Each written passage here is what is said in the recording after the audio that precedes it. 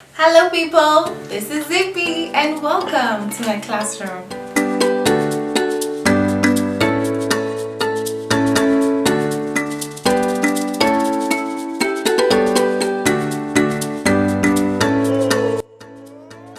We're talking about dyslexia today, and I need to make this very categorical. Dyslexia is not related to intelligence or cognitive ability. I needed to start with that so that we all understand. So dyslexia, yes, is a learning disorder that affects reading and spelling. And you might be familiar with the one that affects numbers. People not being able to recognize or capture numbers very well, which is dyscalculia. And because it is not a sign that somebody is less smart, okay, or huge, crazily genius kind of smart. It has nothing to do with that, okay. Scientists believe that it comes as a result of differences in brain structure, so it affects the functions, etc. Chemicals in the brain. There's just so much. But I'm not a scientist. I'm not here to talk about that. I'm here to give you signs, and if you stick till the end of the video, you'll get to know ways in which you can help anyone who is struggling with dyslexia. One thing that I have seen over and over again is they have difficulty in learning and recognizing letters and even how they go with their sounds. So you'll see okay, for me who teaches a foreign language, where certain sounds are written a certain way, especially when it comes to things like diphthongs, and they're not able to recognize, okay, so should I say AI or is it EI? And they struggle with that because it's very obvious for somebody who does not have dyslexia that every time you hear the I sound in German, for example, it's EI. But every time you hear E sound, it's IE. So many of these students really struggle with that. Does that make them bad students of foreign languages? No, in fact, some of them are the best, always at the top of my class. So again, does not say that they're less intelligent. The other thing is that they have slow or inaccurate reading. And so what most of them tend to do, they'll guess the meaning of the word depending on that context. So they'll check this context and then quickly pick out what that word means. Another sign is that they have difficulties in spelling. So they tend to do letter reversals or transpositions. So you'll see many of them, instead of writing a B, they will write it as a D. Okay, it's very common. It's one of the most common signs of dyslexia. They also have trouble with phonological awareness, so anything to do with phonetics. And you'll see this if, let's say, you're trying to make them write a poem with a rhyme scheme. Let's say you're teaching English and literature, they have really strong difficulties finding rhyme. And you'll see you're trying to tell them, find a word that rhymes with rhyme. And you'd think it would be obvious, oh, time, mine. There's so many things they could say, but they struggle with such a thing. They also struggle with things like segmenting words.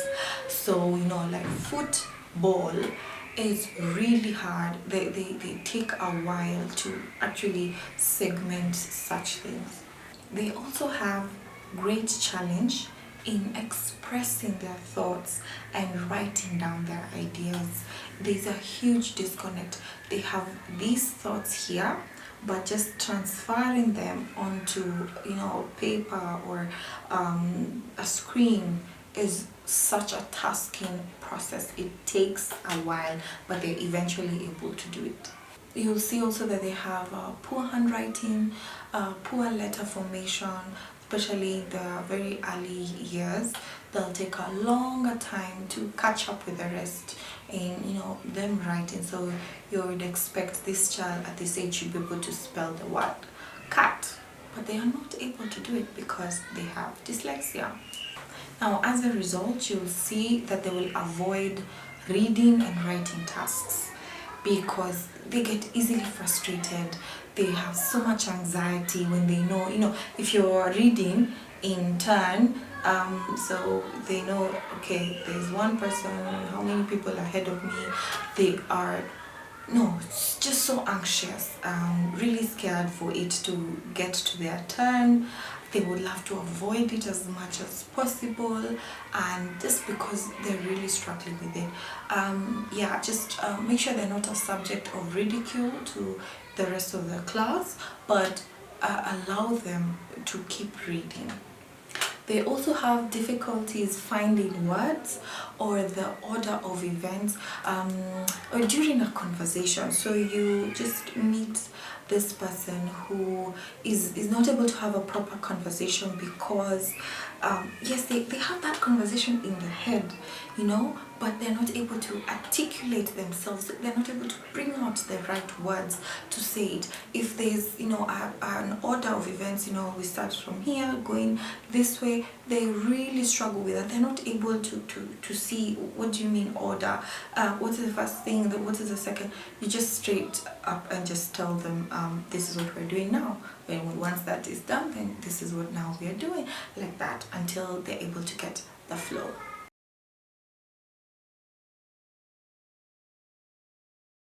Okay, so how do we help anyone who has dyslexia?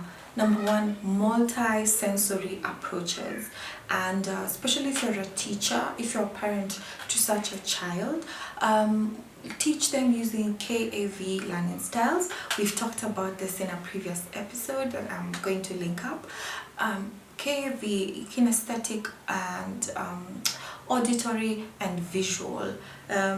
Use as many approaches to teaching as possible, because reading might not be it, but they're able to watch a video and understand much better. They're able to listen to something and it's good, or you show them, let them touch that globe, that model. This way they're able to learn things faster, and just be able to articulate themselves in a different way, not necessarily using words.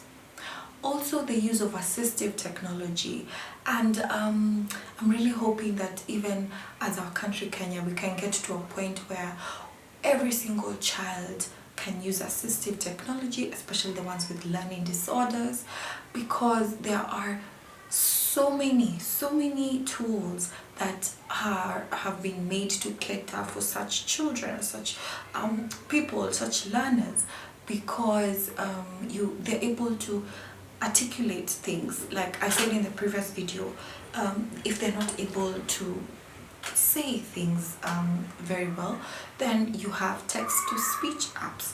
Okay, if they're not able to write very well, then you have the speech-to-text apps. But even autocorrect, because they're not very good with spelling, it's good when they have such features that can correct their spelling quite easily. And this should be transferred also to exams. I believe, just like I said, it is not a measure of intelligence, and a child should not fail an exam just because they have a learning disorder that honestly it's not their fault. They have no idea where it came from. They need to be helped, they need to be supported. It is not right for a child to fail an exam. You get a bad grade just because of your spelling, yet it is a learning disorder that every stakeholder in education is aware of. So let's try our best to support these children, not just in class, but also in assessments. Allow them, if they're not able to handwrite that exam, let them type it. Why not? Why should we be rigid and restrict every person from meeting their goals? Another way to support anyone with dyslexia is to offer additional support. If you're a teacher, a parent, after school, create time to sit with this child. They're not able to read well, dedicate some extra time in the day for them to read, and to read out loud to you, where there are not so many children who are going to laugh at them, because kids can be cruel, and they'll laugh at that child, and they will have self-esteem issues because they feel like they're inadequate, they can't read, yet they are honestly so good and so intelligent. Give them that extra support. And this also applies to other learning disorders. If that child is not very good with numbers, give them that extra support. As the others, get such content very fast, in 3 hours they are good, this child might need 6 hours. And where do they get that, those 6 hours? Give even tell their parent what you would like that child to do at home, just so that they sharpen that particular part of their brain. And I have met people, and I think this is what made me very curious about it. I've met people who actually told me that, growing up I had dyslexia, or this child had dyslexia when they were, from the ages of 3 to 8. And it's amazing how they were able to work through this, because yes, most of these conditions do not have a cure, but we can manage them very well. Similar to what I said in the previous video about ADHD, if you haven't watched that, please watch that. Break down tasks, larger tasks, into smaller, manageable chunks. So such a child, such a person with dyslexia might not be able to read an entire page at the pace you'd like them to read, especially in class. There's time moving, but you can give them small bits to read. And trust me, they'll appreciate you for that. They'll not feel like, oh, you gave me a smaller piece. No, they'll still appreciate that you are able to just support their reading. If it's a writing task, and they're supposed to write 400 words, 500 words, that is too much for them, okay? If it's not an exam setting, allow them to go, because most exam questions, give you like bits and pieces of what you're supposed to write about. Give them one bit for some time, and then the other part they can continue for some time. And once again, I believe our assessments, our national and international exams can be more flexible and allow such students more time, because they'll not be able to finish that exam at the same amount of time as other children, and they need to be given more time. This is something very important for us to support them and make them feel like not like they have a handicap, but they also have the same level playing field. Another way to help such children is by giving them more reading tasks, allowing them to read out loud, or even better, using audiobooks. I can tell that audiobooks are just less tasking, because you're not the one reading, you're literally just listening to someone's voice. And it's just one way of making sure that that child can still read. Even if you're an adult, you're still able to read a certain book that you would love to read. You wouldn't say that I can't read that book because I have dyslexia. No, if you have audiobooks, or there's someone who can read that book out loud for you, that is amazing. And that is why it is really important for parents to read books out loud to their children as they keep growing in this development stage. And last but not least, seek guidance. Seek guidance, not just from books and videos and articles, but one-on-one with teachers, especially special education teachers, or any teacher who has training or experience with students who have special needs or learning disorders.